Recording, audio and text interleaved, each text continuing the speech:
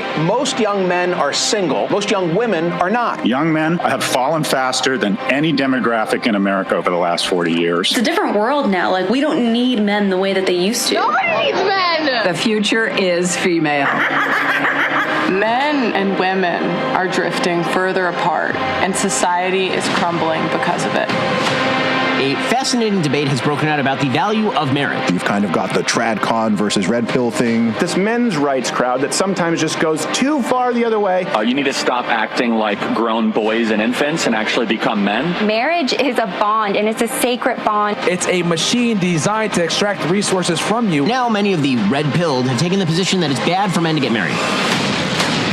Hannah Pearl Davis, or just Pearly things. One of the most controversial faces in all of the internet. She goes on to say that marriage is a terrible deal for men. Because if me and you were in a business contract, you would never sign a contract where I am paid to leave. Gee, what could go wrong there? 74% or something of divorces are initiated by women. Men have everything to lose, primarily their own children. Men get killed by the courts and by divorce laws. I had no idea that courts of family law were courts of equity, not courts of law. Because in family court, you don't need evidence to accuse someone of abuse. You need no evidence. When you guys say get married young, a lot of these men don't know what they're signing up for, and you're not going to be there when their entire life falls apart. I interview them on the other side. I didn't meet my son until he was 15 months old. How much did you spend trying to get him back? On legal fees alone was about $200,000. Before you know it, you're homeless. You're literally just thrown out onto the street. We absolutely reinforce bad behavior from women. Wives are taught to leave their husbands, and then daughters grow up without their fathers. Family is the foundation of society. Every problem in society comes from single mother homes. A lot of women will just chase this negative rabbit hole of happiness, endless happiness. Feminism's biggest failures is it lies to women. We tell women to date as many guys as possible. We tell them to put off family into marriage. You are allowed to leave your perfect husband. You are allowed to end a relationship with a really great boyfriend. Oh, freeze your eggs, have an abortion.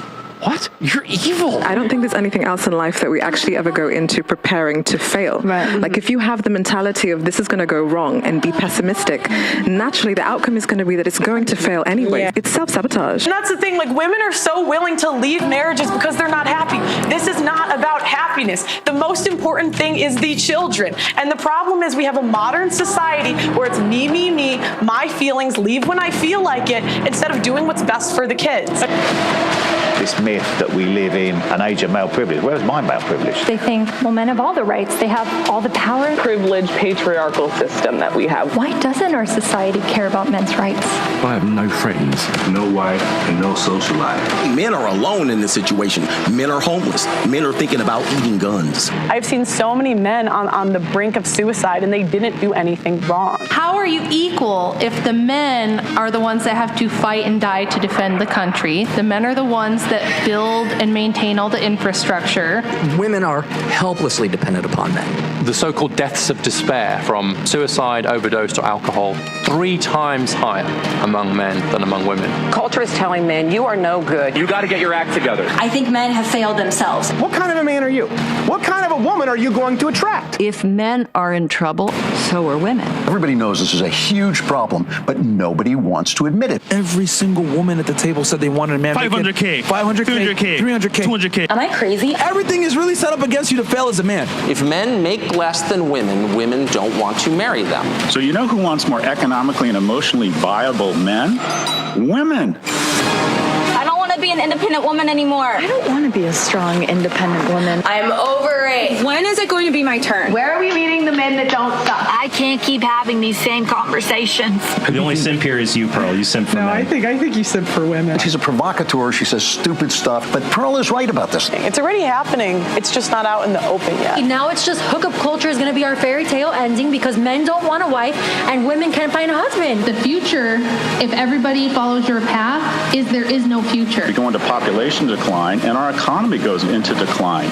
Civilization will crumble. The American story does not end well. This is an existential crisis, failing young men.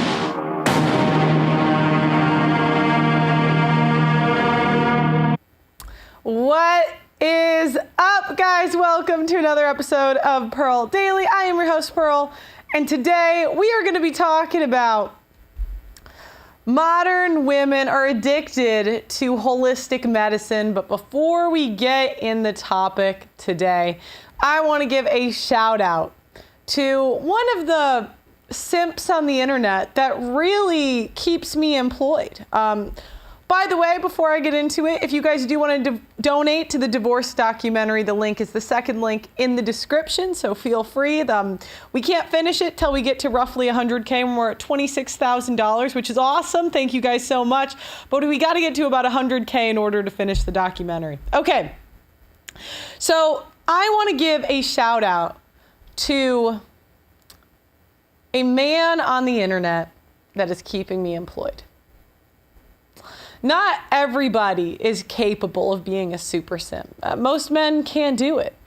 They're tired of lying to women 24/7. They're tired of appeasing women. Many men would rather just walk away from women altogether rather than simp. But there's some men that say no.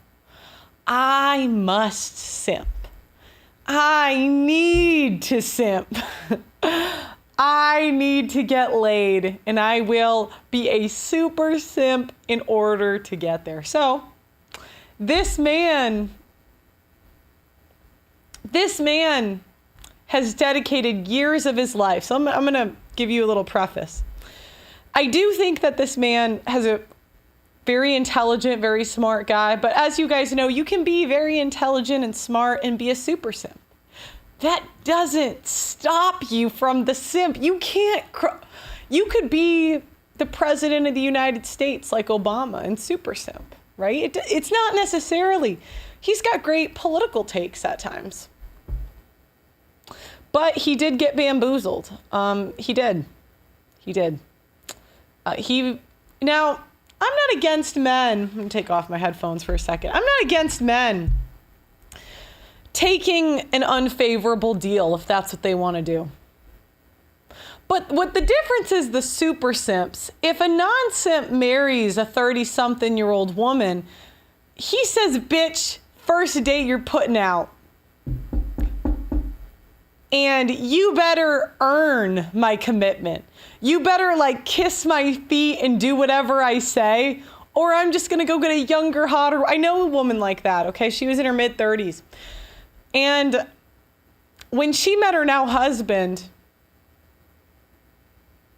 I promise you, I really do promise you, she knew this was her last chance, and he knew it too. She was still hot, right? But she wasn't innocent. And she did whatever. If he said jump, she said how high. If he said, I want to do backdoor, she said when. The difference is a super simp, he finds a used woman and he worships her. And what he does, many times these men, they tend to profit off of women. And you see this with conservative men. You know, it would be a lot more profitable for me if I just came out and I said, ladies, it's your fault that he dumped you. Oh, sorry, not that. Ladies, he just didn't appreciate you. Don't let a man determine your worth. Not, instead I say, lose weight, you were probably annoying, figure out what it was, try to be less next time, and maybe you won't get pumped and dumped. Good luck out there, chicas, we fought for this. So, as you guys know, Charlie Kirk is a super simp, he really is. And Charlie Kirk married a woman at about 31, 32 years old who was a pageant queen who flew around the world doing pageanty stuff. Now, I don't know if she's pure or innocent, okay? She very well could have been a virgin when she met Charlie. But I got to do the math here. I got to do the math. And the reason I say this is because I want you guys to do the math too. The average age of first losing your virginity is 16. That's on average. And remember, by 25, only 2% of women are still virgins. Eric says, just ringing. No idea what the stream is about, but here's a super chat. Thank you, Eric. What a nice guy. So, sorry, let's say in good faith, she waited till she was 21. And we would agree, women are going to Pound Town freshman year, sophomore year, junior year, senior year. 21-year-old virgin, she's probably fat or ugly or just so socially awkward that cooked. But fine, let's say that she was a virgin till 21. What were you doing for a decade? That's 10 years. Let's say, okay, let's do the math. Let's say for 10 years, you had 2-year boyfriends and you had a 100% commitment rate.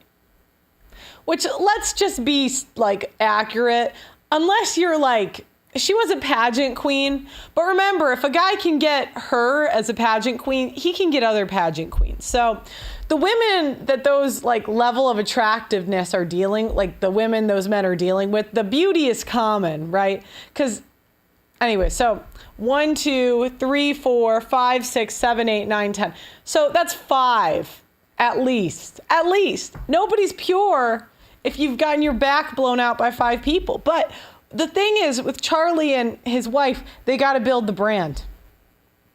And so they had this women's leadership summit.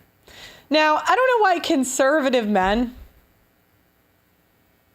are having, like, why do we want women to lead? Like, what would be the purpose? But essentially, women's leadership summits are just sort of play pretend. And I saw this clip, and I just got to thank Charlie. Thank you for keeping me employed. That if they... So we're going to watch a clip of Charlie and his wife. Now remember, again, if you're going to sell me that you are holy and pure, I expect, and I'm not saying that women shouldn't use Botox or all that stuff. I'm really not. I'm not against it. I'm not for it. I don't care. But you just have this idea that if there's like a pure, conservative, godly woman, that she's not dressed like an ethot. Do you know what I mean? Like, I just don't like the virtue signaling purity, like with the fake hair, fake lips, fake Botox. You know, I don't really care, but okay. Anyway, so I'm going to react to these clips, and we're going to get into the topic today, but I just saw these on Twitter before the show, and it was too good. How do you tell young ladies to navigate the pressures of hookup culture on a college campus, where they feel pressured that if they don't get into Yeah, so now he's saying, again, remember, the conservatives are super simps. So Charlie at this age, he's most likely had women hunt him down trying to get him to cheat on his wife. So I don't understand why, I'm just assuming, right? I mean, he's a guy on stage. Women love men with microphones. So I just can't imagine he hasn't experienced this yet. But women are the apex predators. You met 18-year-old women, they're giving it out to everybody. They're like, you get some coochie, you get some coochie. You know, it's not till women take some L's when they're more stingy with it. But when they get to a college campus, they're ready to go. So again, they're framing this as the women are pressured, when the women are the ones throwing it, you know? Just say sexual situations with a male counterpart, then they will not be able to find a boyfriend or a husband. He's not meant to be with you. Like, he needs to honor your purity. What purity? What purity are women bring? Erica, you didn't bring fucking purity. And this is what, I'm so tired of these conservatives making me pretend I have to believe this. Just because your simp husbands fell for that BS, it doesn't mean I will. What purity are you selling when I spot Botox, I spot fake hair, I spot a very bad spray tan? Do you know what I mean? You're telling me you weren't throwing it? Come on. For your husband. That's simple. All right, where did you go to college, man? Where did you go to college? Erica Kirk went to college where? Oh my gosh! gosh. Fuck you. Oh my gosh. I'm so mad. I'm so mad right now. You were about to lecture me on purity when you went to Arizona State University.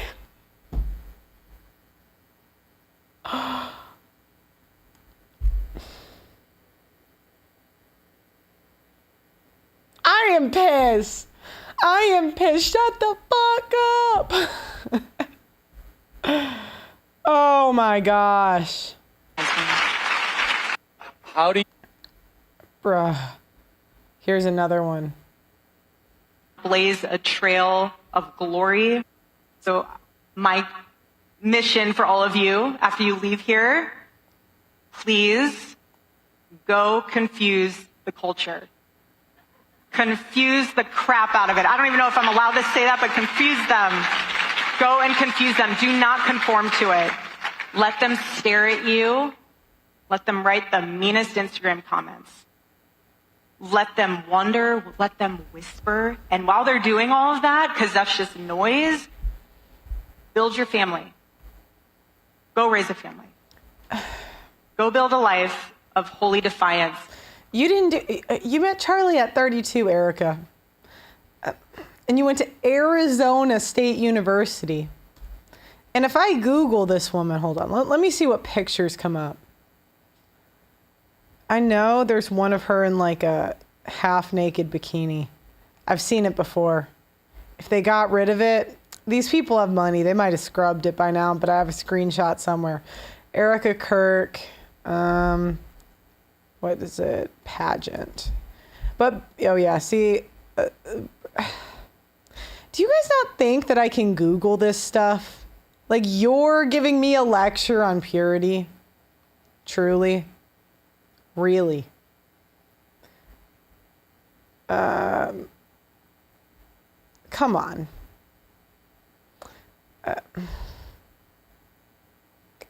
Can we just stop with the...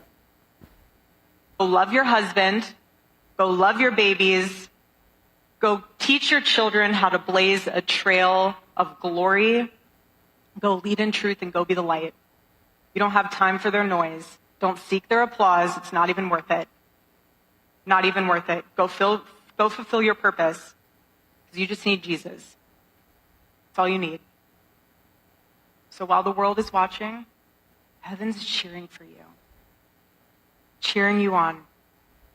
Because just like the women before you, that blueprint, God is within you, and you will not fail. Yeah. So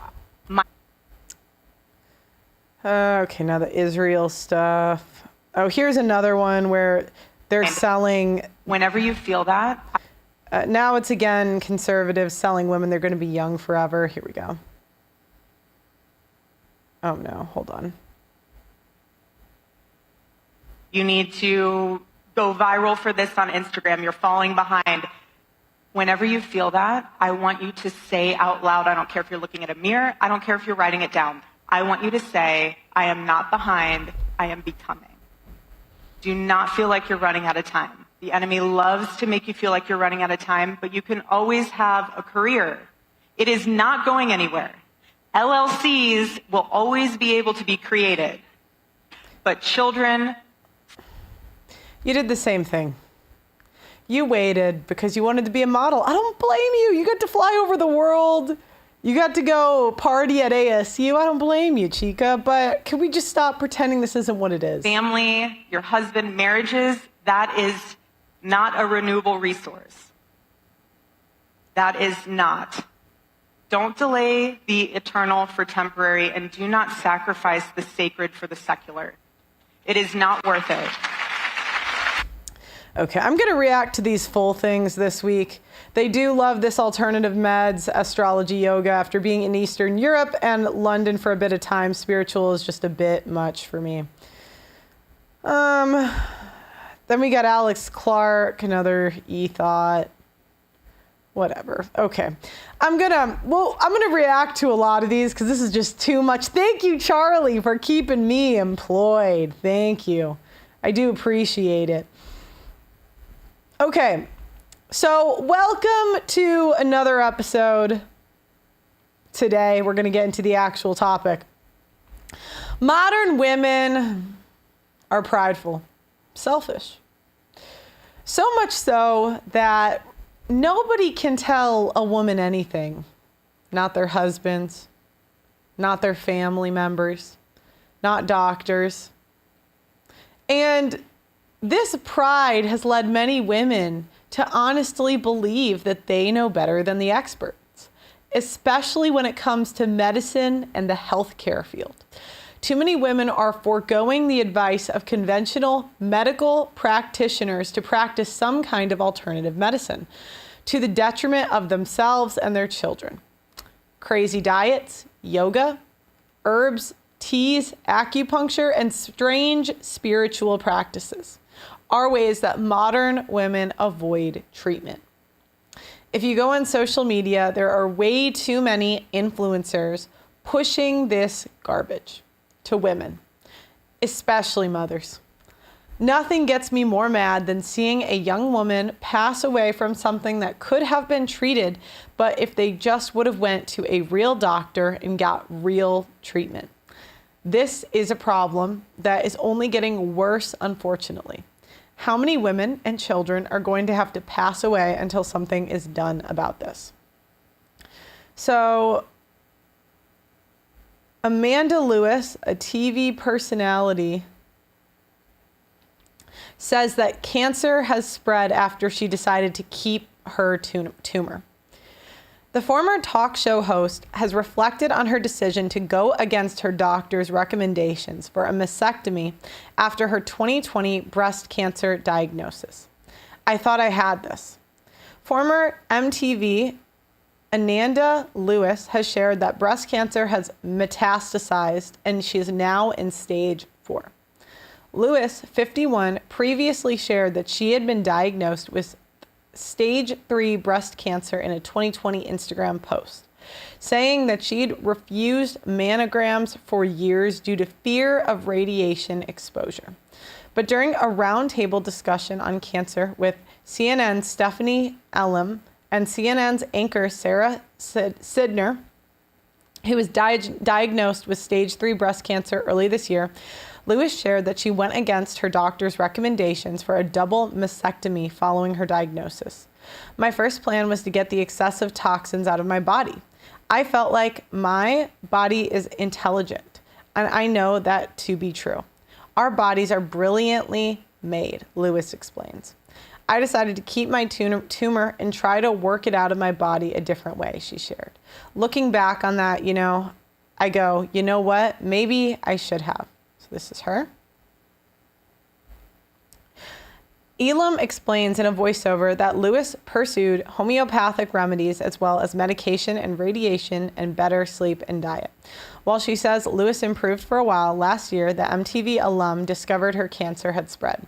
My lymph system really flared up, Lewis said. It was the first time I ever had a conversation with death because I felt like this is how it is.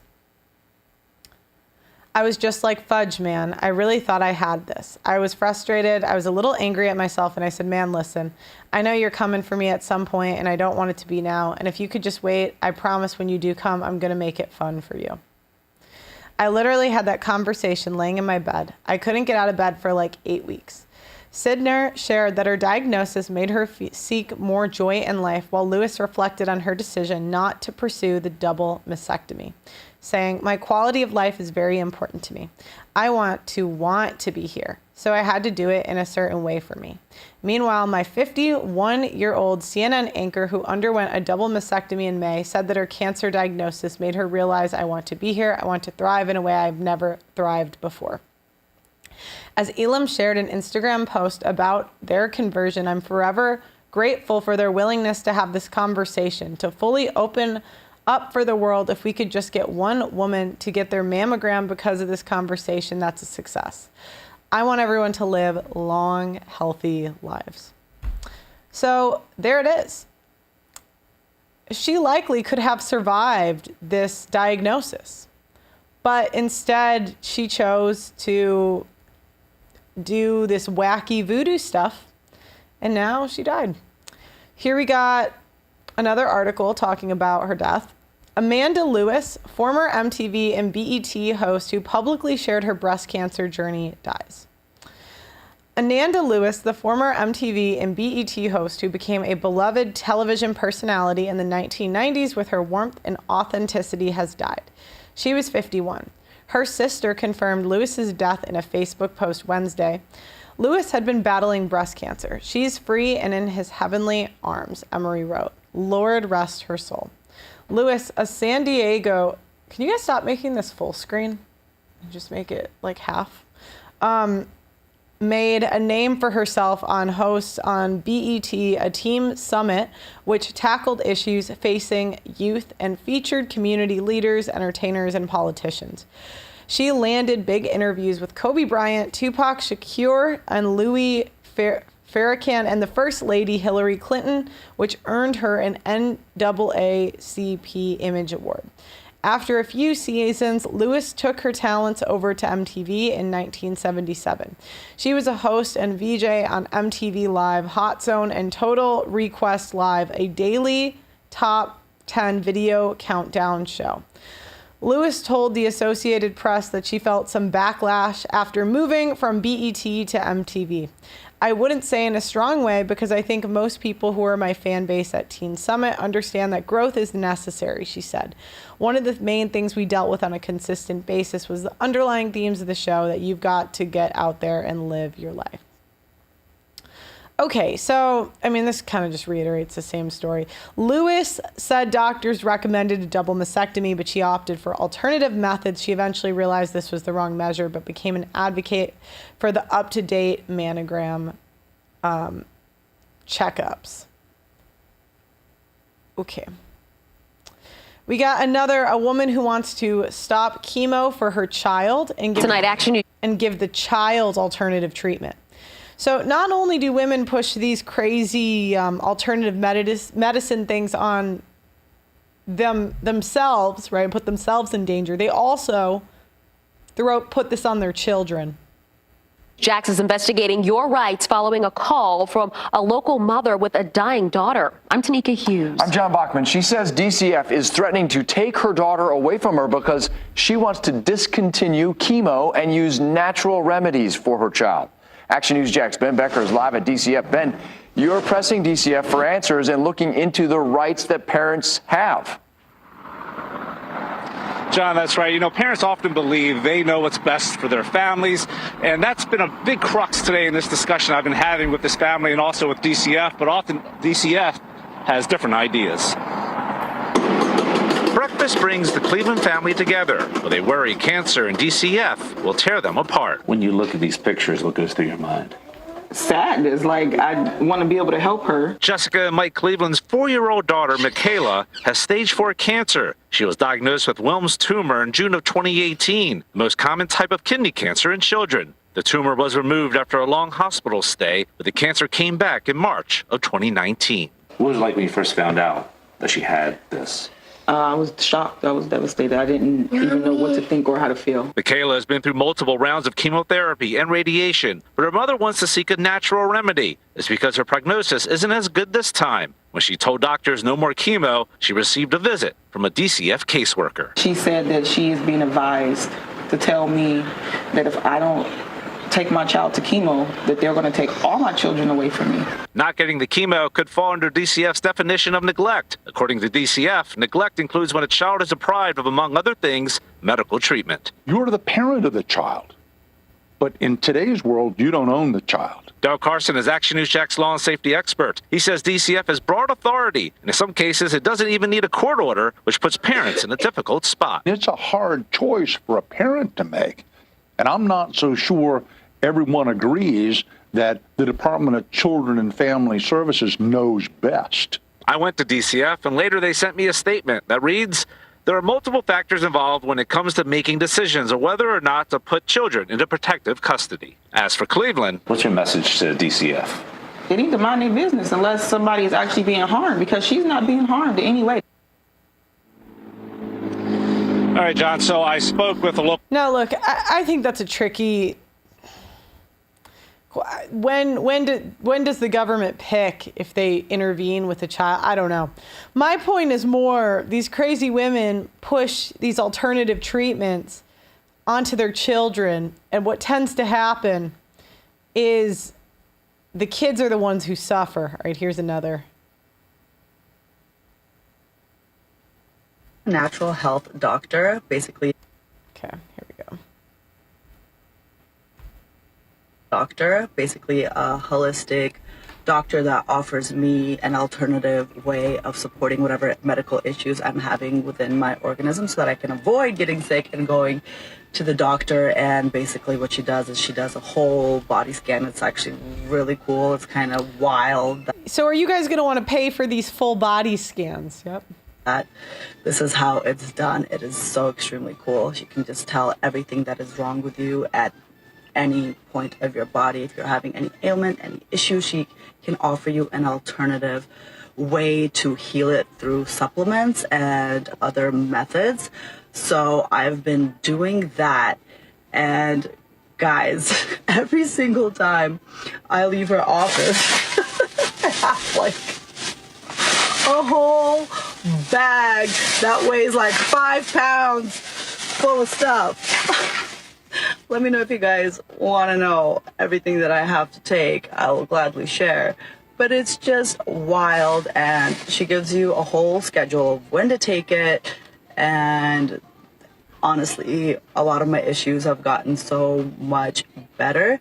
But then, you know, other ones will pop up. So I'm constantly having to adjust my supplement intake and what I'm taking. But honestly, just ordering whatever you want off of Amazon because you read that it's good for your health or for a certain condition doesn't necessarily mean that it's going to help you. You need like a certain dose of it for whatever is wrong with you, or you need a certain brand or a certain kind, because they're not all made the same. So before you say, you know, supplements or vitamins don't work, maybe you are just taking them incorrectly. Do you know what's another one? I don't really buy this organic BS. They just convince us that everything's wrong, like you need organic food. Do I? Oh, the pesticides are going to kill you. Are they? Truly? Okay, woman says that there are natural substitutes for antidepressants.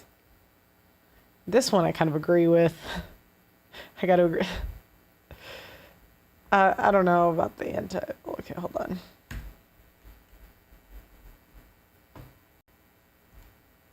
Antidepressants. I was personally... Here are a couple natural alternatives for antidepressants. I was personally on Prozac for a year, and I need to disclaim that if you are on antidepressants and that's working for you, that's amazing. I'm not talking to you. I'm talking to the people that are on antidepressants and they feel like a zombie and you feel like your soul has left your body, because that was me. Okay, omega-3s are amazing and have proven to be equally as effective as antidepressants. When I'm saying omega-3s, I'm talking salmon, I'm talking cod liver oil, I'm talking fish oil pills.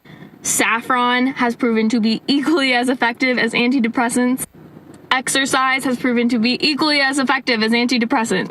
Going on an anti-inflammatory diet and healing your gut microbiome has proven to be equally as effective as antidepressants. Please take everything I say with a grain of salt. Talk to a naturopath, a holistic healer, someone who can work with you on an individual level. These holistic healers have to be making so much money. I bet they are just raking in the dough, just convincing women that there's there's just something wrong with them.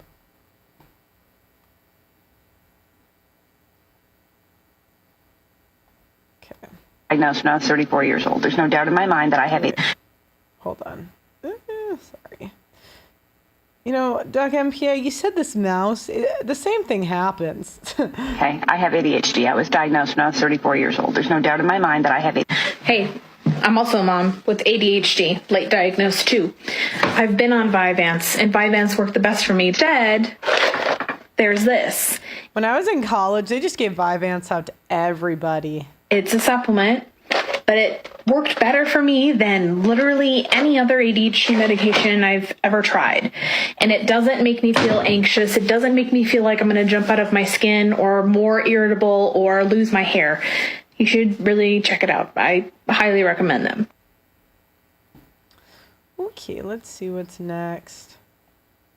Other alternative treatment methods.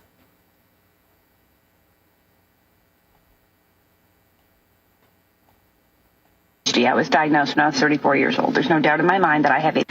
Hey, I'm also a mom with ADHD. Oh, wait, I played this one. Okay, let me see. Okay, well, I think that one is just the same one linked twice. Okay, guys, so we're going to do a call-in show. We're going to put the link in the chat.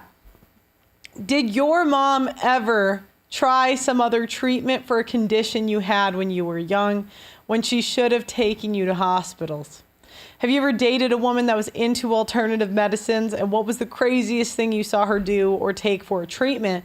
Or did you ever have a mother that just always thought she was sick and something was wrong with her? Like you saw that one woman a couple of years ago that she, what did she do? Her mom like put her in a wheelchair and would give her chemo treatments, and she wasn't even sick. By the way, I'm not against alternative treatments or whatever sometimes, but it's just when they're doing that instead of getting chemo. When I was in college, fine ales, magic mushrooms, and LSD cured just about everything. Well, if you want to try it, how did it work for you? I'm not here to say one way or the other. I'm here to get you guys' opinion. So call into the show. A couple things if you are going to call in. Please get to the point. So if we have further questions, we will ask you, but try to keep it under a minute when you do your initial beginning, middle, and end. I may ask you where you're from, something like that, but then we're going to get into it. Please don't come on and ask me what the topic is. I'm going to get annoyed and just kick you. We're really trying to have a good quality call show where we get the information from the people. Make sure YouTube is not playing in the background, and please stick to the topic. If you are a fan, I really do appreciate you watching, and I'm very grateful. But there's a time and a place, so if you love watching me forever, that's really, thank you again. But for the show, I'm just trying to keep it like on topic. So please, that's what I'm asking of you guys to do. Doug M. Pierre, are you on the line? I am here. How's it going? Good. How are you? I'm fantastic. This is a great topic. So did your mom always think she was sick? Was she into the holistic stuff? What was it? So someone I know went off to college and moved in with this coworker of theirs. And first off, this woman believed in that whole thing. She moved into a room into this person's house, right? And this woman believed in like feng shui, where you put things in different places in your house to direct like energy in your house. So the person that my friend was renting from hired a feng shui designer, like interior designer, where they move all your furniture around based upon the energy in your house. And this person put a bookcase in front, like in the pathway in front of the front door. It was crazy. And so anyway, so it started with that. Then she went to this holistic healer person that said, that gave this woman some bark from this tree and told her to cut off some of her own hair and grill it in a pan and then eat some of it. So so she put oil in a pan, this bark, and then part of her own hair, and it was trying to eat it. And so for weeks, her house, it smelled like burnt hair. You know how bad burnt hair smells. I would love to be a holistic medicine person. I could just say anything and get paid. That's awesome. Yeah. You know how big your TikTok following would be? Oh, yeah. It'd be big. It'd be I still have an account. Fazelle says, Pearl, congrats on 2 million plus subs. Happy B-Day to the president. DJT, no, mariachi is above the law. Deport them all. And Let's Dustin go. actually found the cure to depression. That the most popular alternative medicine to depression is being a whore. So thank you, Dustin. That's great. Awesome. Sarah Stepp says, my mother has done it all. She's even tried to put nails in my house floors. Sarah in the chat, I didn't think I had any female watchers. Thanks for getting in the chat on the website. Guys, if you want unlimited supers and access to all my old content, please go to the website. We did a lot. We're also on both app stores, so you can do that too. And if you want to be a part of our learning community, click the first link. It's pearlinvite.com. You do have to apply for that, though, because we are going to do events. And I have to. It's an interview process. So if I meet you guys at some point, it's like normal. You know what I mean? I mean, the internet's a strange place. So, yeah. Do you have any stories about anyone that you know that was eating some weird stuff or taking some weird medication or something? Not eating some weird stuff, but there's someone I know that always thought she was sick. Always. Like, it was 1 week she's gluten-free. The next week she's got it. And it would just always be, really her problem was a poor diet. And things that would be like symptoms of a poor diet, she would find these like obscure diseases or whatever to say that was the real problem. Does that make sense, Doug? MPA. Yeah. So, for example, she may have said, oh, I can't sleep and I just don't get good sleep. Well, she didn't get good sleep because she ate terrible. You know what I mean? So you snore. And so then it would be like this disease or that. Oh my gosh, it never ended. One of my friends, his nephew was like, Mr. Duncan Pierre. I'm like, hey, guess he's Gen Alpha. You know, he's like, I think he's 18, 19. He's like, what do you think of sun gazing? Oh, is that the balls with the like sun? No, it's where sun gazing is a meditative practice that involves looking at the sun during off-peak times. So if you meditate while you're staring into the sun, sun gazing is a method of meditation that attempts to harness the healing power of the sun. And this is a guy. I was like, don't ever. I should be the first and last person you ever have this conversation with. Don't. Sun gazing. Are you serious? Oh my gosh. All right. Let's. You ready for some guests? Yeah, bring them on. Cool. Guys, make sure to hit that like button, subscribe if you haven't already. Thank you for getting us to over 2 million. We are on the way to 3 million. So hit the like button, subscribe, share the video. Donnie, are you there? Hey, Doug, it's me. Yeah, I'm surprised. I didn't think I'd be the first one on. Hey, Pearl. Hey, Doug. Hey, how's it going? Where are you calling out of? Jersey. I'll get to the point.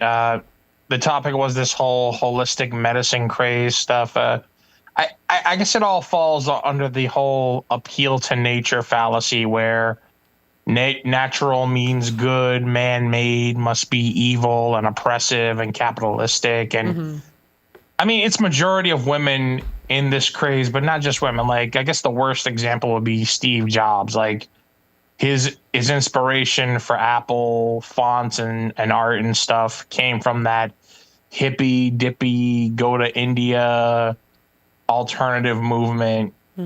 Yeah, that was great for marketing and computer designs and art, but when it came to him getting cancer, if you got the money, get the chemo and save your life. Don't listen to these.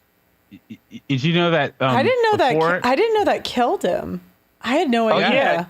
Yeah. Pancreatic cancer. Yeah, he died in 2011, 2012. He had cancer, but the problem was instead of just going to a regular Western doctor, paying the money, which he clearly had, he listened to his holistic hippie friends who were on the no juice cleanse and other stuff. Like, snubbing Western white man's medicine is what killed Steve Jobs. If he had just got the chemo, he would probably be alive today, drinking Cokes with Warren Buffett. No way. I did also, not know that. God. Before he started before he started Apple, he worked at Atari for like 5 years, right? And he never showered, so he smelled terrible. And then for a couple of years, he was on a fruit only diet where all he eat was fruit. I mean, he was part of that baby boomer 60s, 70s hippie-ish counterculture. And yeah, that works for marketing crap, and most of the organic stuff is just pure marketing. It's largely not science-based. A lot of it is just marketing, appealing to frustration, appeal to nature fallacy, where we think something organic means good, but do you know what? That's not always true.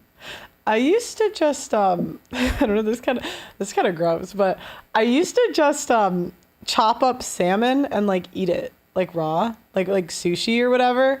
And I did this for years, and people told me I would get parasites, or I stopped doing it because so many people told me that I was gonna get sick or whatever, but I was literally fine. I did this for like 2 years. I would just eat raw salmon.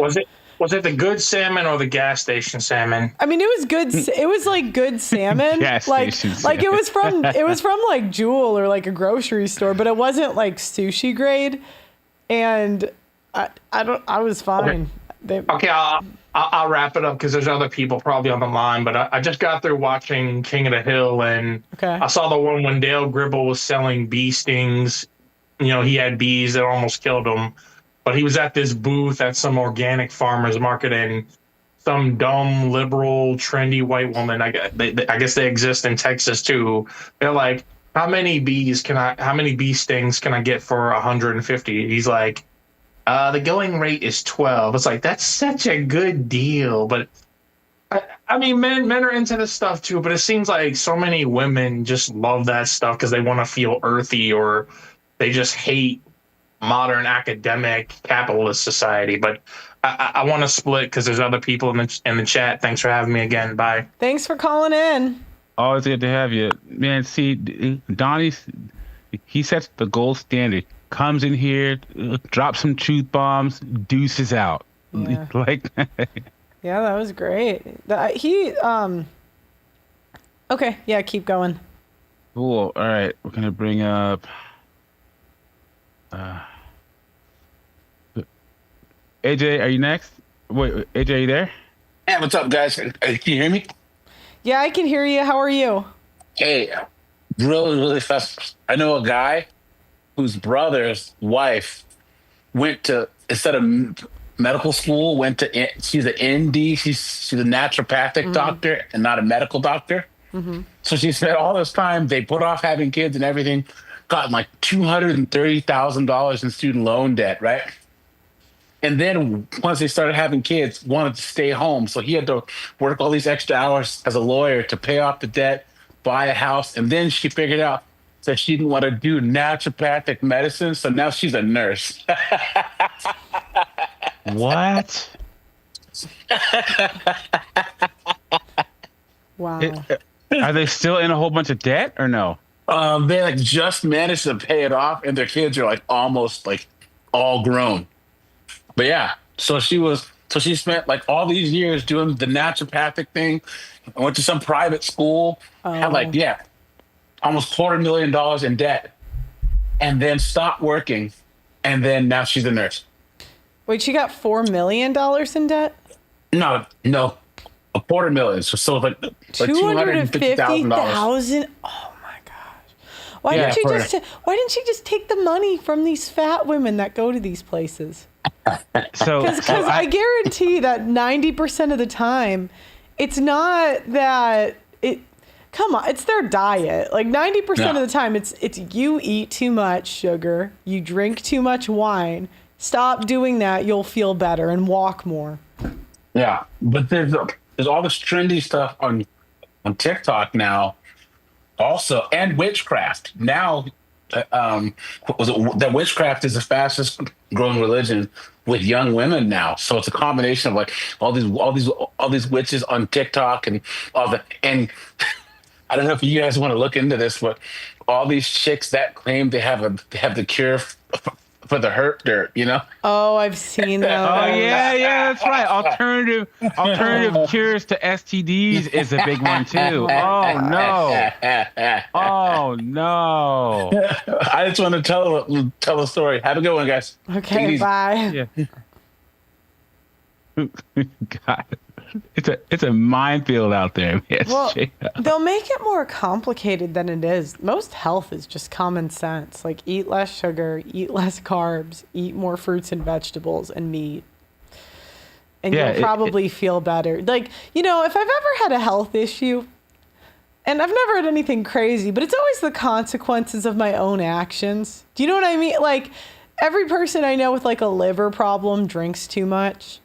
You know, it's like, I don't know. I think there's some people do get it like by surprise and they're super healthy. But a lot of the time when people have issues, it's like things you would kind of expect, you know? Yeah. I'm right there with you with the whole organic food thing. So there's a heavyweight boxer named Shannon Briggs. Mm-hmm. He was heavyweight champion. And he's the Let's Go champ. God, Let's Go champ. Anyway, so he was on Joe Rogan. He has a wife and 3 kids, and he said that his wife only shops at Whole Foods, right? Now, for a wife and 3 kids and him, try and guess how much she spends a year at Whole Foods. Try and guess. Oh. A wife and how you said 3 kids? Yep. $2,000 a month? 2.5? She spends $68,000 to $70,000 a year. What is that a month? Holy shit. On groceries, yeah. He said it on Joe Rogan. I said, you have got to be kidding me. Yep. He's like, all we do is shop at Whole Foods. I won't allow, he won't allow any other kind of food in his house. That's almost $6,000 a month on food. Yeah. Oh my gosh. Yep. Do you know what? I'm going to tell you guys, I'm going to start opening up a little more. Some of this, people might find this weird, but I've never washed like fruit. I'd always just eat it. Because I'm like, back in the day, people would just eat like apples off of trees and stuff, and they're fine. I don't think the pesticides are that like. I don't really care. Well, like think about all the stuff, because people don't understand all the stuff that you put in your mouth as a kid. Come on now. Like people are washing chicken. Like that was when Maggie came, or maybe it was someone came and did like a cooking show with me when I was in London, and I was like, why are we washing chicken? Like I don't think it makes that much of a difference, but maybe it does, and I'm just. Well, gross. I mean, I don't know. You're gonna cook it. You're gonna kill everything on the chicken by cooking it, right? That's what I think. I'm like, and even with the washing fruit, I'm like, you're telling me putting a little bit of water for like 5 seconds over the fruit is gonna like kill the germs? Yeah. I mean, maybe it does, but I've never done it, and I've always been fine. And everyone's always said, "Oh, you're gonna." They said I was gonna die from the sushi. I was fine. They said I was gonna die from the chicken and the fruit. Now I could be wrong. Maybe I'll eat my words in 10 years, and these pesticides will kill me. I don't know. But yeah. Okay. Let's bring. Oh. Yes, hit that like button and subscribe, please. And thank you for all the super chats so far. And thank you for everyone on the website, too. Always good to see you there. We're bringing up Eric Wade. I don't know if he's ever. She doesn't know how the chickens are processed. I just don't care. Do you know what I mean? I know. Like, I don't. When Pearl's hungry, she's hungry, dang it. Yeah. She has to eat. It hasn't killed me yet, David. Like, and this is what they're gonna show me, and the vegans do this too. They'll show me some video. I don't care. I don't. Okay. Yeah. He dropped out, so we're gonna bring David. Are you there? Yo, what's going on? Hey, David. How are you? Hey, good as always, y'all. So what's your thoughts on the topic? Do you know anyone that was into the alternative medicine or always thought they were sick? Or did your mom stop you from going to the hospital to do some alternative medicine when she should have taken you to the hospital? No, so I actually have a kind of a heavy story that it's like kind of the opposite of what you just said, Doug. But like when I was really little, my mom, I think I was probably like 6, maybe. My mom, she like thought I was like really sick or something, and she took me to the hospital. And like normally I would just go to like the doctor and like get a checkup or whatever. But this time we went to like a hospital. And I was like really, really young. So I didn't know what was really going on. And to this day, like I wish my dad had taken me, because what happened was I went to the hospital and like they were trying to take my blood, and I never had got that done before. I was still like, I was really, really young. And I remember this, like, this is like a core memory because I remember it so vividly.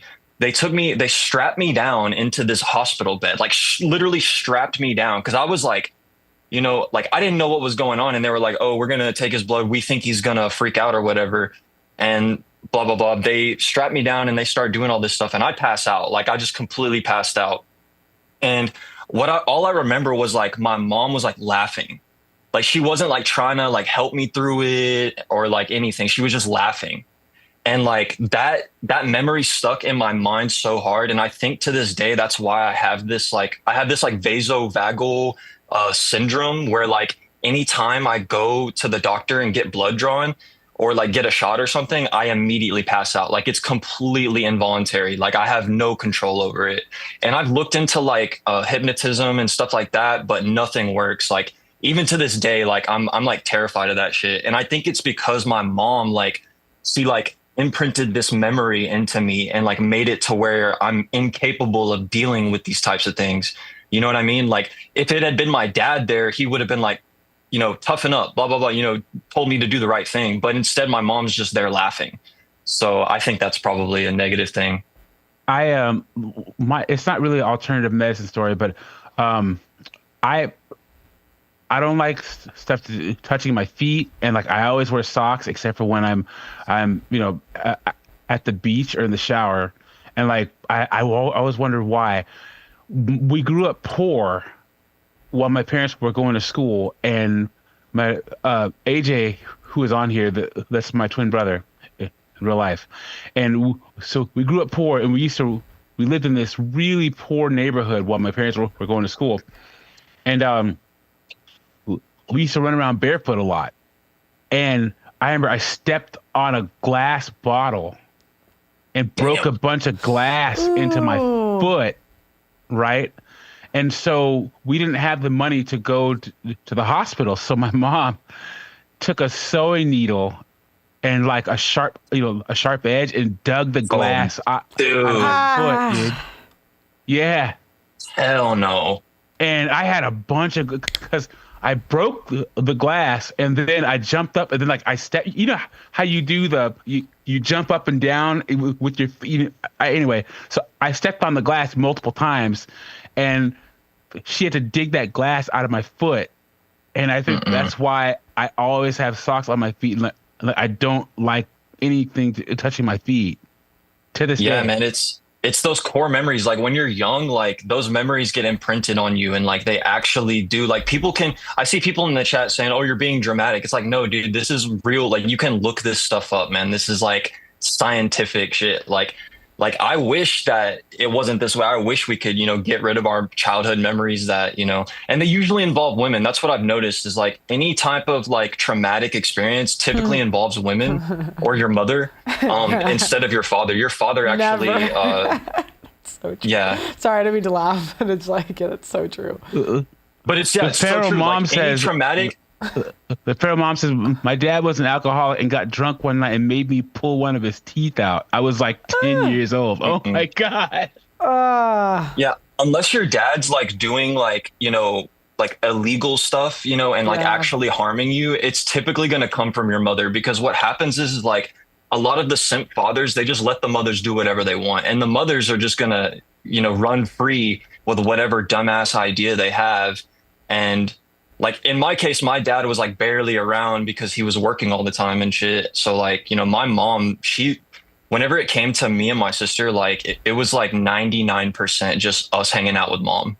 And like, I look back on it and I'm like, this was so bad for us. I always say, the mothers inflict so much more damage on their sons, but especially their daughters. Because if you ask any girl who was the first person to tell them that they were too tall, too short, too thin, too fat, their hair is too stringy or nappy, you know, their boobs are too big, their boobs are too small, they're dressed like a whore. Who's the first person that anyone hears call another woman a bitch or a whore? It's your mom. Mm-hmm. Yeah, Jesse Lee Peterson talks about this a lot. He says that as a man, you're supposed to turn away from or forgive your mother and turn to your father. Like return to the father and forgive your mother, because your mother is putting the traumas into you. Your father is the one that, you know, is going to fix them. Yeah, I agree. But yeah, I just wanted to say that. You guys have a good one. I was going to talk to you, David. Have a good one, buddy. Thanks for calling in. I like when David calls in. He always has good stories. Yeah, he's a good caller. Okay, next up we have...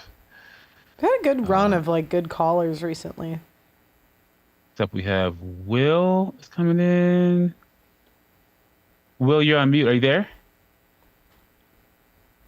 Will, you're on mute. He's probably listening to the YouTube chat. It's a couple seconds behind. Will? Hey, can you hear me?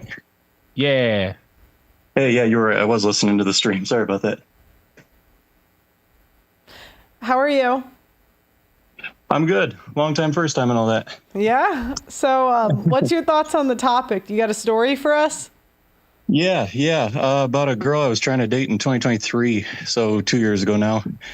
I'm a white dude. I'm from Ohio, but I'm pretty big into Asian chicks. And so I was looking around online and started trying to do the passport bro thing. Eventually started talking to this girl from Singapore. Well, she was living in Singapore. She's actually from south of China. And as you know, China's all about TCM, traditional Chinese medicine, which is exactly what you're describing. It's all holistic stuff. It's, you know, no pills. It's all teas and acupuncture therapy, oils, hot rocks, you know, whatever, that all sorts of different things. And so she was a really unique medical case because she had the worst eczema of anybody I've ever met. And she was real self-conscious about it. It didn't bother me too much. But it made her skin, I don't know, like I've got family members with eczema and their skin just looks discolored. Her skin was like flaking off constantly to the point where I'm convinced her body was like regenerating skin at an abnormally high rate. She would eat a ton of food every time we went out. It was the strangest thing I've ever seen. And she wasn't like super overweight or anything like that. So I'm convinced that was because of the eczema. Her body was like trying to regenerate cells quicker or something like that. I'm not a doctor. I'm an engineer. I don't know anything about medicine, but I say all of that to say that she worked for a medical company. She was a graphic designer. She would design the labels on their packaging. But her boss, who was a big believer in TCM, but also Western medicine, he was kind of split between the two. He had recommended for her eczema to take, I looked it up earlier. I'm going to have to double check now. It has a funny acronym, but it's like a steroid you take for eczema. And I can't remember what it's called now. And she wouldn't take it, or she did take it? Yeah. Sorry, say that again? She wouldn't take it, or she was taking it?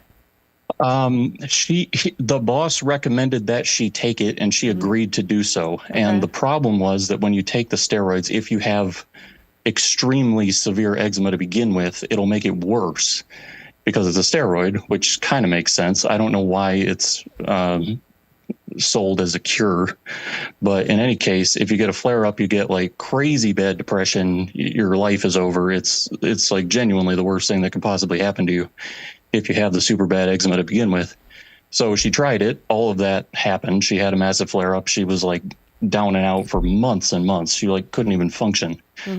And I guess because the culture over there is so different, she was too polite to be like mad at the dude and actually come back at him and say, hey, you ruined my life or whatever. But anyway, moved on, stopped taking the steroid, obviously, recovered eventually. And then, so that's like half of my holistic medicine story. The other half is I did eventually go to Singapore to meet her. We hung out for like 2.5 weeks. We were in Singapore for a week. We traveled to Thailand for a week, which I was very thankful that we were spending some time in a place where food was cheap because, like I said, she ate a ton. But anyway, at one point she had me try essence of chicken, which for some reason I thought was going to taste like chicken noodle soup, and it absolutely was not that at all. It is like it's a little box. It comes in a box that's a cube shape. It's maybe like 2 inches square. And then inside the cube is like a glass jar with like a plastic screw cap. And it is the most bitter, most foul thing I've ever tasted in my life. I'm convinced that they take, like in a chicken factory, once they're done with the chickens, they take the bones and mash them up and turn them into this stuff. It's the only way I can imagine they would end up with that taste. And she was adamant that this was like the healthiest thing you could possibly drink. Yeah, I used to run before the cough. I used to run half marathons all the time, and there was a while in like the late 2010s where running companies were trying to push beet juice. Oh, hell no. So imagine it looked like a Monster can, like a can of Monster, and it was 75% beet juice, like 25% grape juice, because that was the only way to make it half palatable. So I just got done with the 5K, and they at the finish line, oh yeah, try this can of stuff, and I just popped it open, and I should have known the smell because beets have that particular smell. I took a swig of that, almost choked. Yeah. Sounds pretty similar to my experience. Yeah. The only funny extra to that story was she was making fun of me at the time. I guess, Westerners aren't used to it, but she was telling me there was a sweet version and a particularly nasty regular version of this essence of chicken stuff. And I should have started with the sweeter stuff because that's what they quote unquote give to kids to get them trained on this stuff when they're young. So that by the time they're adults, they're used to it. And I can't even imagine, like, I had a sweet tooth as a kid. It's not as bad now, but I can't imagine trying to choke that stuff down as a kid. That would have killed me. But anyway. Yeah. I've been looking to see what essence of chicken is, and like, how to make essence of chicken. Place the skinless chicken legs around the rice bowl. Wrap the bowl with food-grade plastic film to prevent the steam. Steam for 60 minutes. Remove the wrap, then boil and serve up the. I don't think that's what you're talking about. That sounds like a whole meal. Yeah, the stuff I had wasn't rice or any food or anything like that. Oh, it says essence of chicken powder. Maybe it's created by drying out chicken broth or essence, followed by grinding it into powdery form. Is that it? Maybe. That sounds a lot more palatable than what I had. But maybe if it's like super concentrated. All of it sounds awful, dude. Yeah. I mean, if it's super concentrated, you might end up with that stuff. Yeah, I don't know. That's a good question. Cool. Yeah. Anyway, I gotta go, guys. Sorry, I'm making dinner, but yeah, thanks for having me on. Thanks for calling in. Calling anytime. Okay. Okay. Eric dropped out before, but he's here now. I told him he'd be next. Thanks for sharing all your stories in the chat, guys. This is great. Yeah, some of these are pretty funny. If you see any that are funny, feel free to read them, Doug MPA. Eric, how you doing? Hey, Eric. Eric? You probably listened to the YouTube. We can hear you. He's probably listened to the YouTube stream. I'll bet. Yeah, how many? What is it? What just happened to the guy who was on the Zoom call? Who was talking about chicken and stuff? Oh, he left. Yeah. He said that he. Oh, okay. I must be a few seconds behind you guys. Because I thought I was still in the queue. Sorry. You're okay. So what's your story for us? Make sure you turn off the YouTube chat in the background. I can hear an echo. So just make sure it's paused. I'm sorry. Yeah, okay, let me pause that. I muted it, but I guess that doesn't work, huh? I don't know. I can't see your set, but I don't hear an echo now, so I think you fixed it. Okay, cool.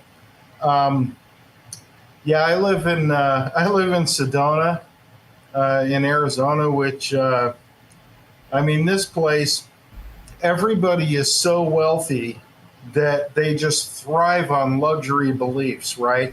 So there's very little religion going on here. Most of them are all looking for like these, metaphysical alternatives, and I mean, you cannot swing a corn dog without hitting a crystal store in this town. Like I first moved here in 1982, and then I joined the Coast Guard shortly after that and went all over the world.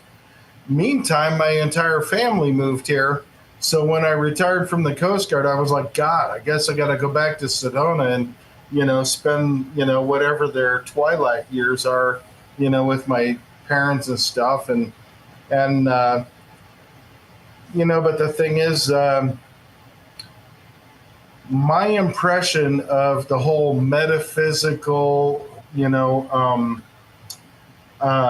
holistic thing is that there's a whole lot of people trying to figure out how to make money by preying on those who don't want to, like Steve Jobs, who don't want to do, like the standard medical thing, right? So they come up, I swear, every week there's a whole new trend. It's like it used to be like noni juice from the South Pacific, and then it was, well, you gotta find a wild gopher, shave his balls and suck on them, and you'll be fine, right? No, listen to this. I remember this was in the late 2000s. There was a coffee company that would go to this island where bats would eat the coffee beans and then poop them out. So they would go through bat poop and get the coffee beans, and they'd sell these coffee beans for this god awful amount. And certain coffee places would have that coffee and charge like $10-15 a cup for this coffee that they had to dig out of bat poop. That's how much money people have. Yeah, I remember that. I suppose that probably dropped out of popularity after COVID got blamed on that. It was like, oh, I used to drink bat shit coffee. And then, when Fauci told us that COVID came from freaking bats, I gave it up, But the thing is, these are people who believe that there are like universal portals in some of the rocks around Sedona where you can connect with the essence of the creator, and if it's like some of them will like climb to the top of Castle Rock and meditate, hoping to attract UFOs and our space brothers. And all of this shit, all of the holistic medicine, the whole connecting with the space brothers, that's all based on luxury beliefs. These are people who have no real problems. Do you think that it's kind of survival of the fittest in a way? Yeah, it's kind of like the delusion of the frickin' dumbest. Yeah. It's like, all right, here's what I do. The only reason I live here is because my family wound up moving here, and they're all older than me. And I was like, I'm going to have some hang time after they're gone. So despite where I would prefer to live, I'm going to come here and I'm going to make the most of the years that they have left, my older sisters and my mom and dad. And dad's gone. Mom's not in the greatest shape. My sisters actually aren't in the greatest shape either, quite frankly. So my time here is probably limited. I don't know where I'm going to go next, but the point being that, these most of the people who are able to live here in Sedona, they don't have to worry about. I mean, they don't even bother to track their budget because the money comes and it goes, and they never lack any of it. They have so much. They have so much money. They can just like waste time with this BS, basically. Also, only 40% of women budget anyway. Well, yeah, it's difficult, I mean, I'm one of those guys, if I go down to the dollar store and, drop $5 on laundry detergent, it winds up in my daily log. I mean, it's a monthly log, really, but, I'm super OCD. I've always tested out under the Myers-Briggs, which I don't know if it's completely accurate, but I've always been an INTJ Sigma male ever since I can remember, ever since I've taken the Myers-Briggs survey. And I never wind up red in the bank, and I never fuck up my bills because I track that shit daily, every day. And like I said, if I even spend $5 on laundry detergent at the dollar store, it goes in the log. I know exactly how much money I have on a day-to-day basis. My sister, on the other hand, my eldest sister, she's one of these people who, I busted her out on my method for budget keeping, and she's like, "Oh, I don't bring enough money in to bother tracking it. Just screw it." And I'm like, well, then you're, and no wonder you wind up in the red every 3 days, and she's always. Yeah, I'm really frugal, except for I have a couple things that I don't keep track of. I eat coffee money. I'm one of those people. Pearl and I have had many conversations about that buying coffee every single day. Yeah, right. Well, the thing is, it's like, I think the most important thing I do, and I know we're way off topic here, but the most important thing I do is I'll look at my bank and I'll look at my log and I'll figure out what hasn't come in yet bill wise. And then, I subtract every bill that I, have set up electronically that's about to come in over the next couple of weeks. And that will tell me exactly how much money I have. I call it burn rate per day. Mm-hmm. So, it may say I can burn $110 per day until next payday.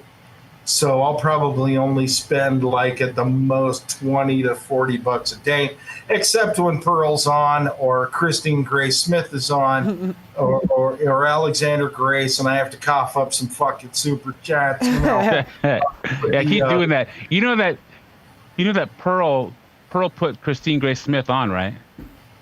Yeah. I saw that one, and I hope Christine's channel grows because her channel is awesome. Yeah, she's great.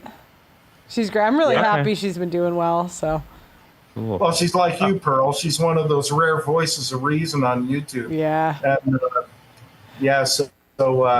hey, everybody, go to Christine Grace Smith's channel and subscribe, do all the YouTube jazz. Thanks for calling in. All right. Yeah. Calling anytime. All right, Doug and Pearl. Sedona's got its head totally up its ass. I fucking hate this town. Yeah. I recommend Charlotte, North Carolina, man. Really? Never been. You got to go. It's great. Oh, I know. Yeah, Charlotte. It's great. I'll probably wind up in South Dakota, actually. But I'm going to clear off of here and let someone else come on. All right, Eric. Always good talking to you. Call in anytime, buddy. All right. Cool. All right, 11. Guys, hit that like button, subscribe. Thanks for being here. We appreciate it. Next up, we're letting Scott in. Yes, make sure to have the YouTube off. And because there's like a 5-7 second delay. So, Scott, are you there? Scott? Scott. Hey. How's it going? You there? Hey, I'm doing great. How you guys doing? Good. Good to see you, buddy. You got a story for us today? holistic medicine, or maybe your mom neglected? Go ahead. I'm super old, so I don't know if you guys remember. Doug, you might be old enough to remember this. I don't know how old you, but wherever girls could share alternative, holistic medicine ideas with each other on TikTok and whatnot. Mm-hmm. Every girl that I knew was really into what was it? Cocaine. That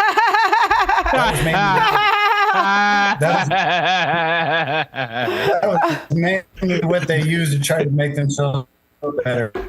Oh, that was the holistic medicine.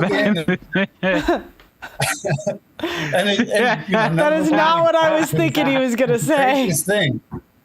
Where I'm from, I'm from Washington State, so it was meth. Meth was what all the girls used to treat all their ailments. Oh yeah, they still have that. Yeah. Yep. Oh my gosh, how did that work for him?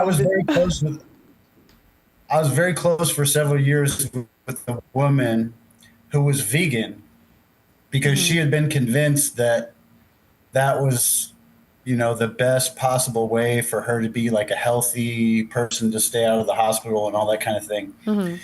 And she tried to get me to be vegan. We'd spend way too much money at like Trader Joe's and Whole Foods and all that business. She's into all the disgusting like imitation meat burgers and stuff like that. Mm-hmm. So long story short, we break up. I didn't really keep in touch with her, but we would cross paths every so often back in San Diego because we had similar groups of friends and whatnot.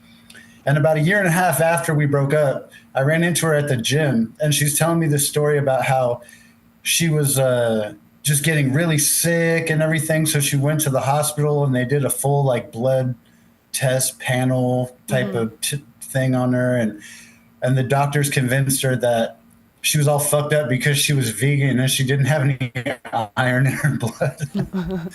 It was brutal.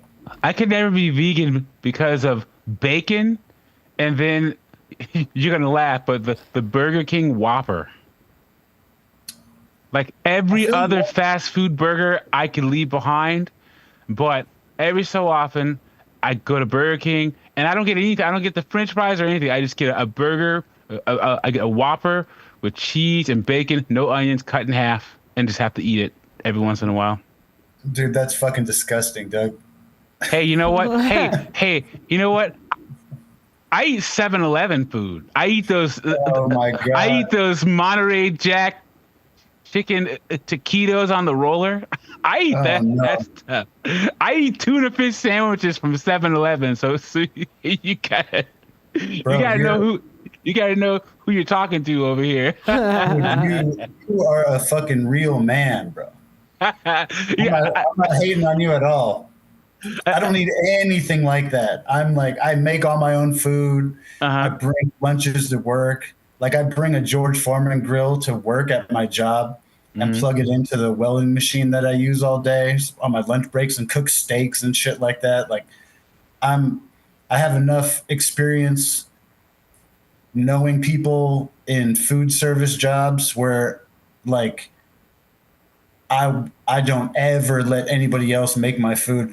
Back in the day when I was young, I used to work 3 jobs, and one of them was I was an opener at Starbucks at the Orange County Airport. And I shouldn't admit this on video, but I've been prosecuted for worse crimes than this. But dude, we used to spit in so many people's drinks. Oh Just be careful out there, bro. Just be careful out there is all I'm saying. You know what I mean? Ew. Come on, man. Hey, I didn't make this shit up. It's not like I just started spitting in people's shit. I just started working there, and it was the senior like barista dudes that were cool that were like, look, man, when this particular person comes in that's an asshole to everybody all the time, we're gonna all spit in their drink. And it was like a game where we could see how many of us could spit in the same pissed off lady's coffee. Bro, it was worse than that. I used to give people decaf. People would come in and order like a 5-shot, whatever, special ass drink, and I would give them fucking decaf, son. Oh my Come on. gosh. Ew. You're a menace. Absolute menace. A menace to society, man. I was an asshole when I was young. I don't do that kind of thing anymore, of course. That would be wrong. Now that I'm addicted to coffee just like y'all. But yeah. Are those have you seen those videos where, since you work in construction, where the white guys show their lunches and it's like a ham sandwich with some chips, and then like the Mexican guys show their lunches and their wives cook them up all this good stuff like handmade? Is that real? I haven't seen that. That's 100% true, man. 100%. I haven't seen that going around because I'm not super deep into social media and whatnot, but like that's 100%. That's why I'm like an honorary Mexican. I'm so down with the Mexicans, dude. The Mexican lunch ladies. You guys already know how I feel about that. I love those women. They're my favorite. Mm-hmm. I'm in Atlanta right now. We don't have any Mexican lunch ladies that are allowed to come on our job site because we're doing government work. Mm-hmm. So I'm just bringing my George Foreman and making steaks. You're not going to see any of them for a while. Not with Ice Baby doing what they're doing, man. No more tamale ladies anytime soon. Dude, don't get me wrong. I want them all deported, but like, I love them at the same time. You know what I mean? It's not because I hate them. It's just because I want my taxes to go down, not up. Mm-hmm. I mean, good luck with that. Yeah. You know how it is. Yeah, so no more tamale ladies, selling tamales for cheap out of the trunk of their cars. None of that, man. Not for the next 3 years. I hope so. I hope some of them stick around. I hope some of them can dodge ice and show up and hook me up. Okay, I got one crazy story for y'all, and then I'm going out to dinner. So check this out. Nobody's gonna beat this. This is the craziest shit you've ever heard in your life. I shouldn't even really. Now, come on.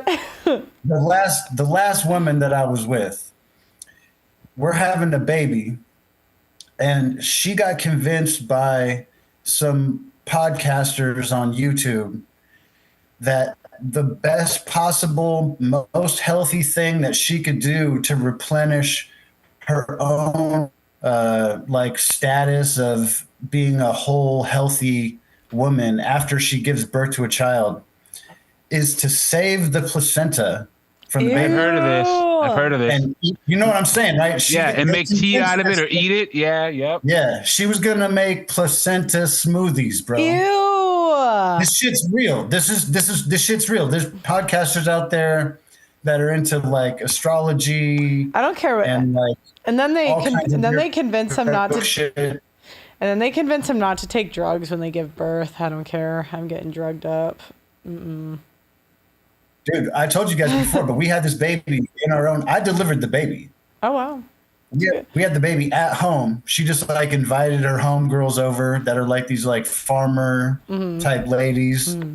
There was no actual like professional doctors or midwives or anything. It was just like me and this circle of like super hardcore granola eating kind of witchy chicks. It was, thank God nothing crazy happened and everything worked out. Did you have a catcher's mitt on when you caught that bad boy sliding? The whole nine. I caught the baby. We did the baby pass off. We did the skin to skin little family thing and everything. And then this bitch bounced on me, dog. How the fuck does that add up? No, it adds up perfectly. She's a woman. What did you? Yeah, modern women. What did you expect? I think the flaw in your thinking. What was I thinking? Was making it to that age and expecting something else. Like, why would you expect the wife to stay? You ain't never told a lie in your whole life. Yeah, that was just silly. You might as well just plan for the divorce before the marriage. I know, right? I was too worried about placenta milkshakes and shit. I was like really trying to quarterback the situation and make sure that didn't actually happen. So at least that's a point in my category. You know what I mean? Yeah. Because I did put the kibosh on that. We didn't actually have any placenta smoothies going on, but bro, it was Would close. you have had to drink it if she made it? Not me. She was going to drink it. Okay. I was just going to lose all respect I'm like, look, man, look. And if you could see what these dudes look like, that are these podcasters that are telling women to do this, they look crazy, man. They're not even like normal looking dudes. They're like dudes like that wear Simps. crystals, yeah, and t-shirts and shit, and they ain't got no real job. They just have a podcast, and they're, they have. I'm like, you're gonna listen to these cats, but you're not gonna listen to me. They have the freaking balding man bun and the freaking dirty white T-shirt on, and Right. always talking about Right. crystals and chakras, and yeah, man, it's terrible. They have some kind of some kind of tea business or some kind of like coffee shop or something like that on the side. Yeah, Right, I know special exactly what you're talking extracts. about. Yeah, you're right there, man. Anyway, that's all I got for you. Watch out for placenta smoothies out there, boys. It's tough in them stores. And be nice to people at Starbucks so they don't spit in your drink. gross. Yeah, I mean, that shit goes without saying. Make sure you're not getting spiked decaf with all kinds of loogies tucked in it when you go to Starbucks in the morning. Make sure to tip the people that make your food and fucking be nice out there. Yeah, I hear you. All right, I gotta go. I'll catch y'all later. Thanks for calling. The chat is so funny tonight. Always a good caller, that guy. All right, and then last but not least, we have RJ. Thanks for being here this evening. We really appreciate it. We know it's Saturdays. We always appreciate you listening in. Normal show times are Monday through Friday at 7 p.m. Central Time, so make sure to catch Pearl at those times. RJ, how you doing? Hey, I'm doing well. How are you? Where are you calling out of? I'm calling out of El Salvador. Cool. Oh yeah. Okay. RJ. Yes. Been on the show Sorry, before. I'm as soon as I heard your voice, I remembered. So, what's your story that you have for us today? Yeah, so I'm actually gonna come in here and I want to simp a little bit actually, because I'm calling in defense of women. Okay. And not full defense. I'm like, yeah, there's some crazy stuff out there, but to give my background here, so I have 2 kids that are severely autistic.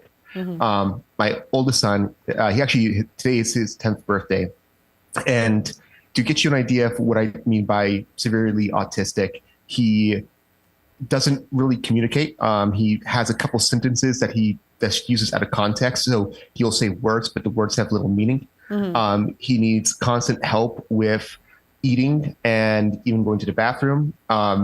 And his brother is very much the same. And this is something obviously we've been dealing with for quite some time. And one of the challenges that we have run into is we have taken them to doctors. We have done everything that we were told we were supposed to.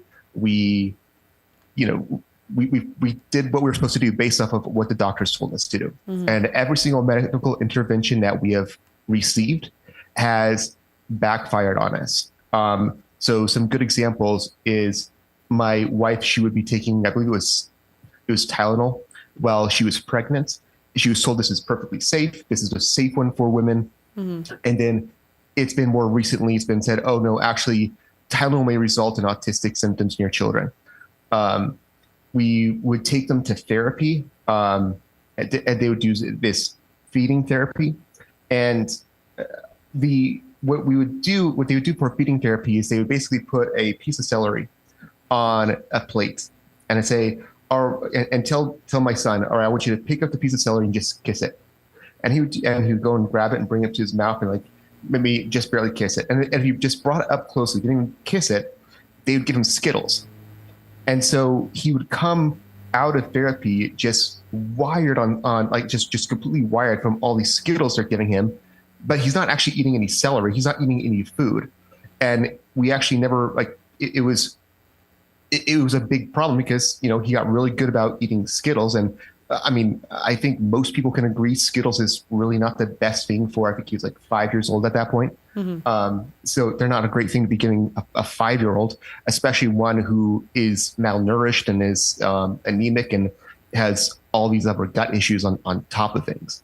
But to put this in and I'm sorry if I'm rambling. If you want to interject at any point, please do. No, okay, I'm listening. Okay. So, but to put it in a broader scope, the issue here is that there is a significant lack of trust across the board from people with their medical professionals, and a lot of it is justified.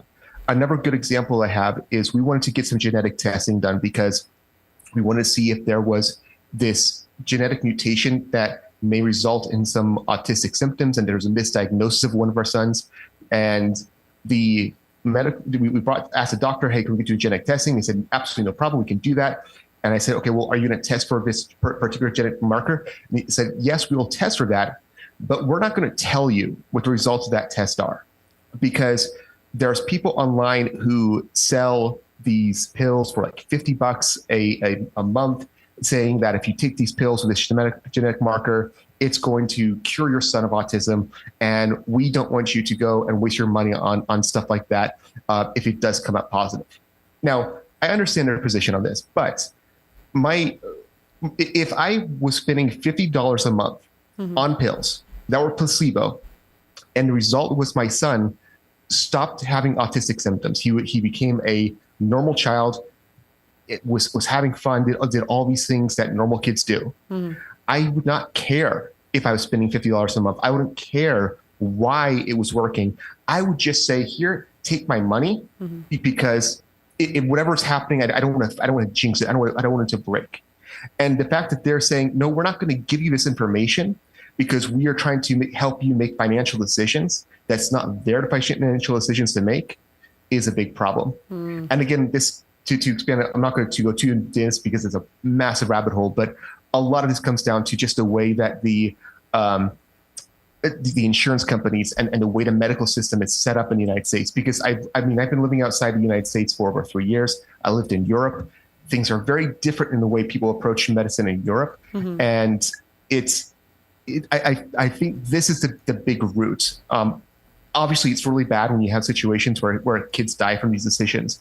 But I think the problem is that the medical industry needs to do a better job of building trust and not just telling people, basically gaslighting people about things. Right. And just when they make a mistake saying, oops, my bad, I'm sorry, your life sucks now. Right. No, that makes sense. I could see why you'd have that perspective. Doug, MPA, you got anything to add on it? Yeah, I guess I just, I would trust modern medicine more than any kind of holistic medicine. If I had to, look, I'm all about, you only have limited time and resources. So I would rather trust in modern medicine than holistic, but people should make a choice as long as it's an informed choice. Understand what I'm saying? Like, make the best choice for you. So I don't tell people what to do when it comes to this, but just I don't like when people just rule out modern medicine. I guess just do what's best for you. That's all I want to say. Well, sure, but and again, I'm not even saying that modern medicine is bad. I've had some very serious injuries. I had a skiing accident, tore my ACL. They put it back together. Broke my ankle in the same leg. They put it back together. Like, I've had a lot of positive things with modern medicine. I think there's some certain categories. Like, for example, the therapy that I was going to, it was paid by the state at the point where, again, because my wife wasn't able to work and all these challenges, I was on Medicaid at that time.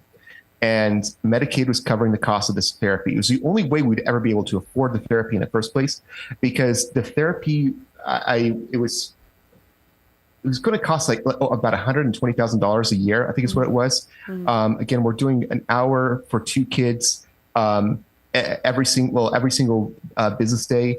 So I think it's like $60,000 for each kid or something like that. It's been a while since I remember the numbers, but again, they're covering Medicaid was covering this, and if they actually were able to solve the problem and fix the issues with my son, then or either of them, they're losing a significant source of income that's guaranteed because the state's paying Right. this. Yeah. And this is where it again, like for fixing things like broken bones, and that's like I get it that there's important places for modern medicine. There's just a lot of other places where it doesn't work as well. And even when you go and bring up, hey, things like, hey, can we consider this other option? And the response is always, well, there's not enough data or research to be able to for me to be able to give you an opinion on that. Like the doctors are so locked in because of what they're allowed to actually say. Like the amount of times I've heard, oh, there's just not enough research on that. There's not enough research on that on any kind of question I have to be able to actually resolve problems is so, there's so many times that they would say that. And it just becomes a case where you, like, as a parent, and you see your kid in this state of just they're suffering. This is not known, but there's been a lot of people don't know this about autism. The average life expectancy for autistic people is usually in their 30s. So really, it's that low? Die. I did not know that. Wow. Again, one of the things I will say is more recently, like we start having this autism spectrum, and so they're expanding what autism I don't is. even think of like what I thought of as autism like 15 years ago. It's not what I think of as autism today. Like when I hear autistic, I hear socially awkward now. Where like 15 years ago, it was like a lot of like they couldn't function. It wasn't like today. I even think of people that just can't make eye contact or just a little awkward, rather than like the people I would think of like 15 years ago would be like they could barely talk. Yeah, and that's exactly what I'm talking about. The autism of 15 years ago. Oftentimes when I try to describe it to people, I say, "Oh no, it's not the new modern, cool autism that people have. It's the old school, debilitating autism that we used to have." But and so this is a very serious problem. Like this is not something that's cute like some people make it out to be. Right. And so when I'm trying to go and say, "Hey, can we try these other things? Can we look for other things?" And I'm also told that no, we can't. The best thing we can do is to just have your kids pretend to be normal. That is the best case scenario. And I'm saying, well, can we look at doing this other thing that might help? Can we there's some gut issues because of this thing. Can we look into this? And they say, well, there's not enough research on that, so I can't recommend anything about going down that path. Like you just feel like so stuck and looking for someone to help, to give you some hope. And yes, it does have a downside. And this is where I think women will tend to go to more of the woo-woo stuff, like, okay, let's put in some crystals and stuff. Whereas when you have a man, they give a bit more grounding, like, okay, does this actually make sense? Is this actually a logical thing to consider? And what are the risk factors and everything? So again, like I said, I'm not going to go and just, say everything that all the woo-woo stuff is all good. But I think that the bigger issue here is the way that the medical system is in the United States and the way that they're failing people. Yeah. Cool. I agree. Well, thanks for calling in and giving your perspective, Doug MPA. You got anything else? Nope. Always good hearing from you, RJ. Yeah, call in anytime, okay? Yeah, have a great day. That is everybody. Cool. Well, I was expecting more. My mother always thought she was sick stories. I was expecting a little more of those. I guess we can do a show on that Munchausen by proxy where women have made their kids sick to get attention. And then there's Munchausen's is where you act sick all the time. So we might be able to do it. You have these influencers who fake like a cancer diagnosis to get money or something like that. Yeah, it's all over the place. From what I've seen, it's not necessarily they're faking it, but it's like mothers with high anxiety levels and they don't know how to manage it. So they're just always scared they're sick, like always. And they're just, whenever they hear like any symptom that matches their symptoms, that's what I've seen, But okay, well, thanks for calling in today, Doug MPA. Any final thoughts on the show?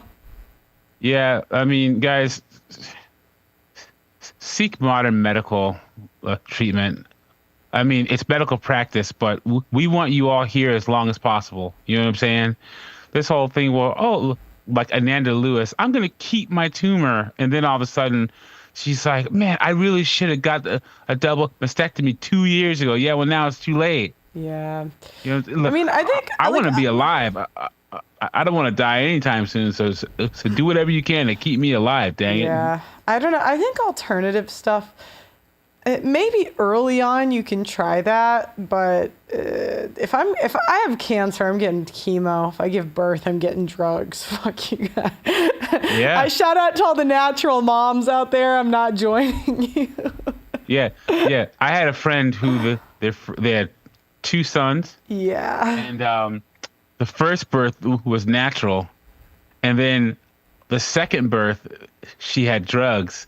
And he's like, oh man, dude, like, she had it was so much better the second time, man, because she was a maniac the first time. Yeah, give me the drugs, knock me out. I don't want to feel a thing.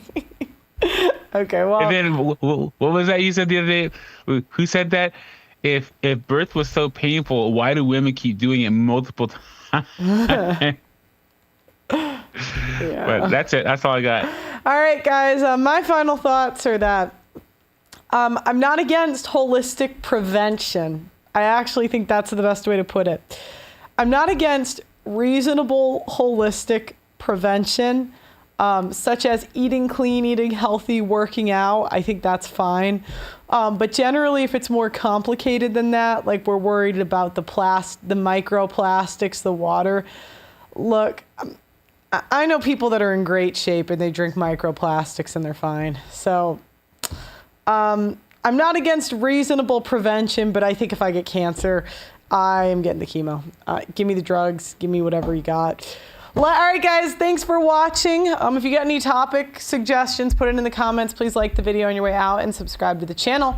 And in the next 2 weeks, there's going to be an announcement. So get